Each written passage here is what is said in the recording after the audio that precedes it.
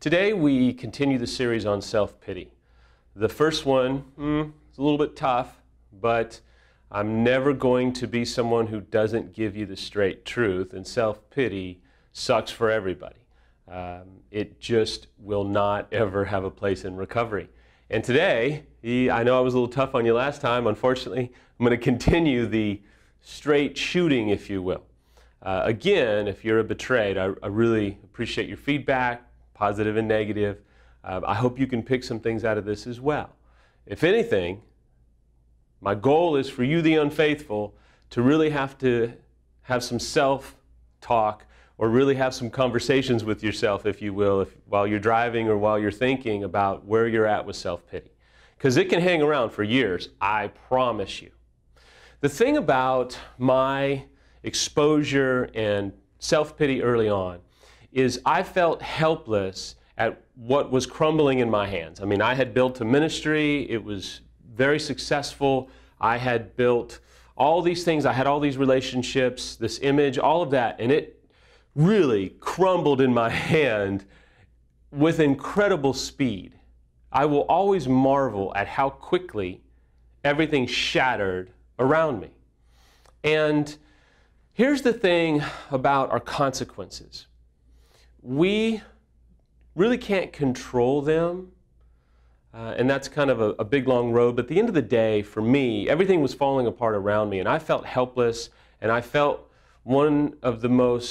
it was one of the most debilitating times because I felt like I had zero control over what was going on. I mean, everything eroded around me. I lost everything except Samantha and my children, which is everything. And I didn't lose my faith. It struggled, but I didn't lose it. In fact, it gained incredible momentum. And we'll talk about that either later or another time. But I had this friend. He was one of the only people that stood with me. And he kept asking me this question. And I hated it. And one day we had this knockdown, drag-out phone call because he was in another state. And he would always ask me, because I would complain and I would bitch and I would moan and I would talk about how, you know, what am I going to do? And ministry and time spent with people, and now they hate me, and you know, all this chaos was happening. And he would always say, well, what are you going to do? What are you going to do? And finally one day I had this moment. I said, I'm so sick of you. Why do you keep, and there was lots of expletives. I said, why do you keep telling me, what are you going to do? And he yelled back at me. And we've been friends for 20 years. And he had even more expletives. And he said, what are you going to do? Are you going to sit here and feel sorry for yourself? Or are you going to do something? Are you going to quit complaining and be so full of pity and keep bitching and moaning about how bad your life is? Or are you going to focus on Samantha? And I'll never forget, he said this. He said, it's not about you.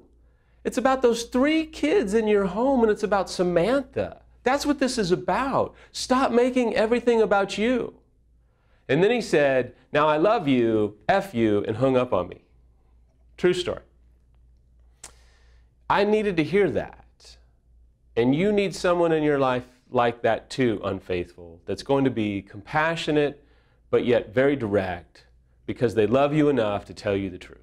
For me, I learned I didn't get to choose my consequences, and I certainly couldn't control them, but I did ultimately get to choose how I responded to them. And you do too.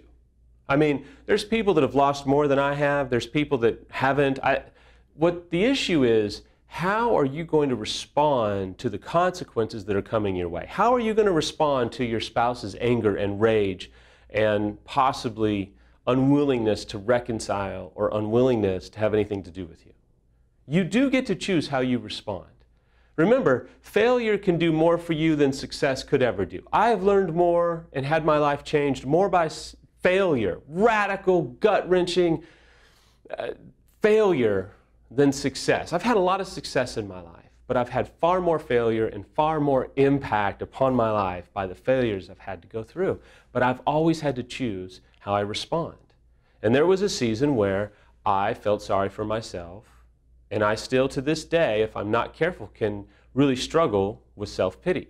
Complaining is a form of self-pity. And let me tell you, The last 2 weeks, for whatever reason, and I could go on, there's been more complaining out of my pothole than you could imagine. I just, even this morning, woke up and was like, I'm tired of my own complaining. How do I think my spouse or my buddies, how do they feel? As I was confronted with this self-pity, man, I tried to blame other people. I mean, I blamed Samantha. I blamed the leaders in my church. I blamed my affair partner. I blamed everyone that I could blame except myself. And here's some ways that you can really diffuse and counteract and handle self-pity. Number one is be brave enough to own it. I'm sorry, but this is the magic bullet, if you will. This is the silver bullet. This is what will make everything easier, is if you own it. It doesn't make everything go away, but it makes everything easier. It'll make getting along with your spouse easier. Because you diffuse their rage. When they're raging and angry and flooding or what have you, and you simply say, you know what? You're right. I can't defend myself. I deserve this and everything more. And I'm not going to offer any excuses. I just want you to know I'm sorry. And I love you, and I'll do whatever it takes. But I can't defend myself because I know I'm a piece of crap. See, that rattles off my tongue because I've said it a million times. And I meant it genuinely when I said it to Samantha. I may have said it sarcastically a couple of times, but I really didn't mean it because there was a revelation that came of that. Number two, how to avoid self-pity is to realize this can't be fixed overnight. You're in it for the long haul, dude. You are in this thing for a while. You have wreaked havoc upon your family. You're going to have to realize this can't be fixed overnight, and so prepare yourself that you're going to have to walk this out with your victims, because this doesn't get fixed overnight, and self-pity wants to be here for a decade. It wants to be here the rest of your life, and you're going to have to do something to diffuse it. And I hope that this is helping you. Number three is you need someone like my good buddy that'll call you on your self-pity. Just the other night, I had the opportunity to call a buddy of mine on his self-pity. We were at a sports bar by my house, and we were having a discussion, and he's been unfaithful, and his marriage is ending in divorce. But I'm really focusing on helping him get healthy. And so we were talking, and I said, here's how I live my life. And I started to share some things.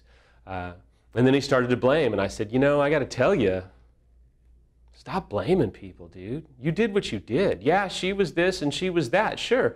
But you've done what you've done, and you've got to get healthy, and you've got to start owning it. And he really got defensive.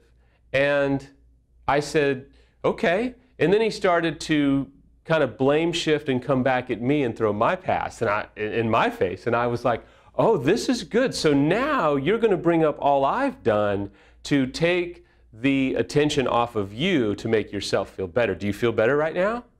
And he just looked at me and got furious. And I said, dude, get pissed as much as you want. Get angry as much as you want. Other tables are looking at us because we were pretty close together. I said, you can do all you want. I've been there, dude. I've sat in that chair more times and more hours than you'll ever sit there. So go ahead, lock it down, get angry, but I love you enough to at least tell you that you're full of crap, dude. And he was pissed. So I could tell the rest of the conversation didn't go well. And I was gracious. I was loving. I said, man, I love you, but this isn't going to work if you're going to get healthy. And it was difficult. But the next day he emailed me and said thank you and said that it was life-changing. So we don't always receive things on the front end very well. But if it's truth and if we'll accept it, it'll probably change our life.